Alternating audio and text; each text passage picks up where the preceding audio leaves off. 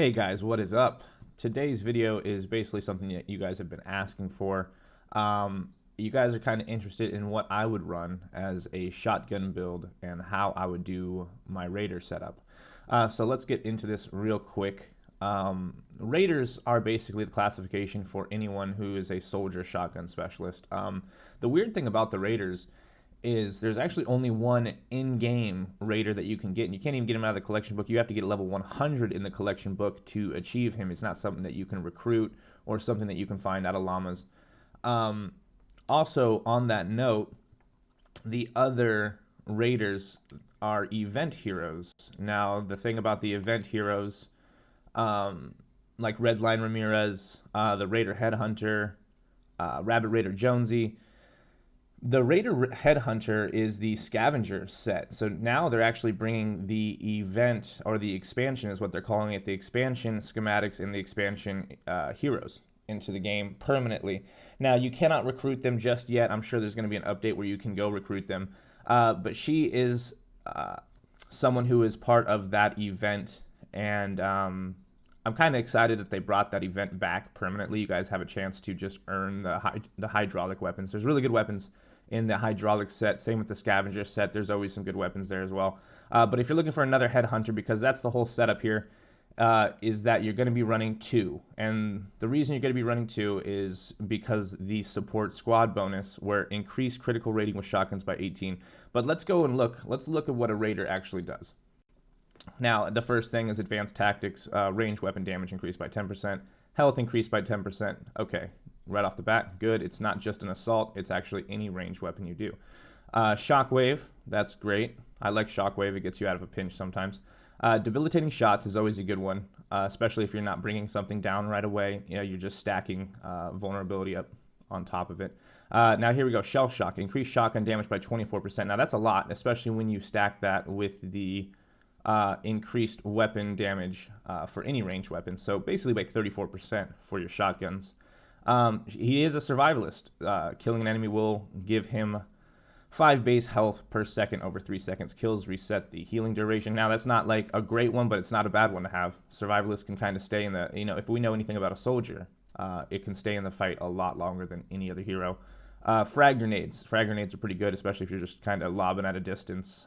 That's not too bad. You can always stack something with the grenades. Perfect engineering. Apply 3 stacks of debilitating shots to all enemies hit by shockwave. So now when you do the shockwave, it's going to apply debilitating shots to any enemy hit that wasn't initially killed in the shockwave. That's always good. Like I said, debilitating shots is always good. It's like a crippling effect. I love to reload. Reloading the equipped weapon increases run speed by 30% for 3 seconds. Now, that doesn't seem like a great one, but it actually is. When you actually start to use it, you're going to be in the fight with a shotgun. Let's put it this way. There's only a couple shotguns that I use that give great range. A lot of other ones really put you up into the heat of the battle. So when you reload, you're able to kind of back up without sprinting away. You kind of got a little bit more run speed. The next one is Critical Blast. Increase shotgun critical hit damage by 70%. Now, that's a lot. Critical hit damage by 70%. That's crazy when it comes to having a crit built shotgun. The last one for his perk setup, as far as like the abilities you can use, is War Cry. We know what War Cry does, especially it helps out friendlies when you're in the area. So when you're War Crying, it's going to increase your attack speed, and it's going to grant you 45% more damage. That's 45% on top of the 34% up here, the 10 plus the 24 shotgun damage.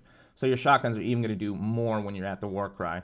The last two is Kneecapper, is just increasing the debilitating shots, which is good. Like I said, if you're not killing an enemy in 1 or 2 hits, you're gonna put a lot of damage on them over time, like smashers, stuff like that. Maybe Husky Husks, depending on.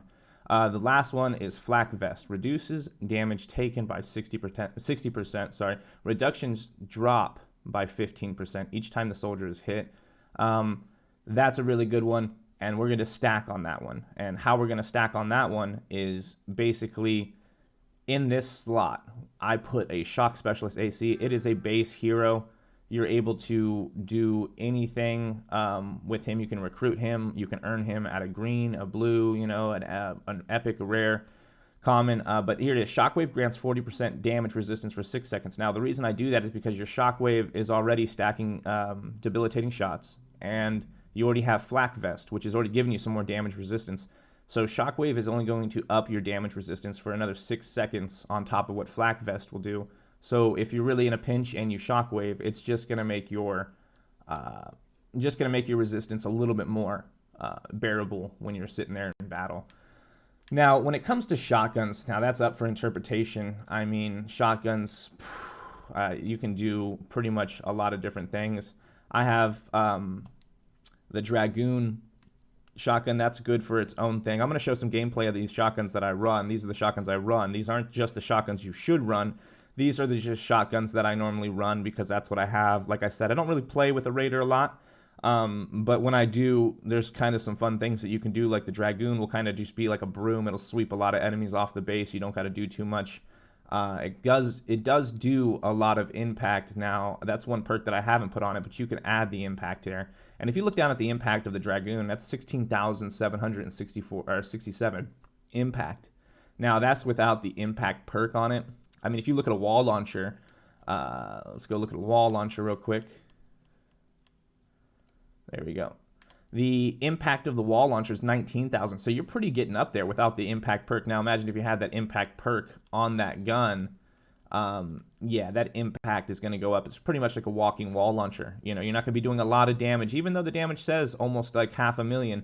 You're not going to be doing a lot of damage because of the spread, the range, stuff like that. It's a low crit chance, but basically the impact, what you're going for, you're going to kind of sweep and push things away from the base. Maybe you stand in a trap tunnel.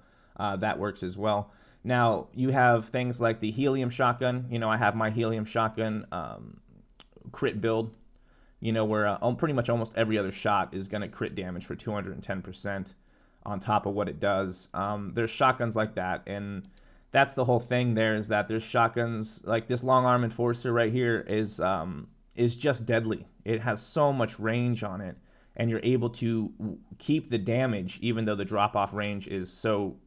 I mean, the range on is 3,686. You're still able to keep a lot of damage over about a 4 or 5, maybe even 6 tiles. You're able to keep a lot of damage with that shotgun. So that's a really good one to use. You don't always have to be in the fight. It's actually a really good one. And like I said, I'm going to show you kind of some gameplay with the shotguns that I run. Now, don't take my word on it. Everything's based on opinion, and this is just what I have. These are the shotguns that I use, and if I ever were to use a Raider, or when I do use a Raider, those are the shotguns that I kind of go out and I play with. So like I said, I'll show you a little bit of gameplay here. So here's basically like the long arm enforcer. Now the reason I like the long arm enforcer is because it can just reach out and touch anything from a pretty good distance. I have it built for crit.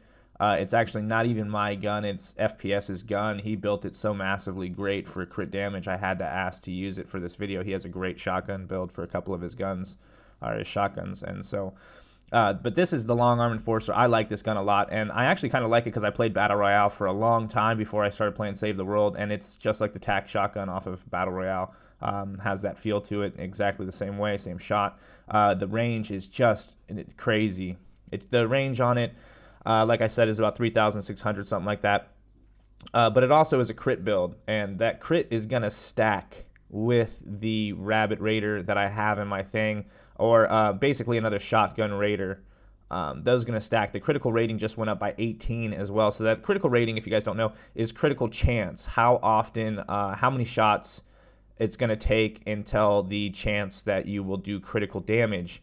Now that's something you're going to want to do. When you're building a gun for a crit thing, you're going to always want a crit rating and a crit damage. Some guns allow you to have like 2 and then 1, like for example, like 2 critical ratings and a crit damage, or 2 crit damage and a crit ratings.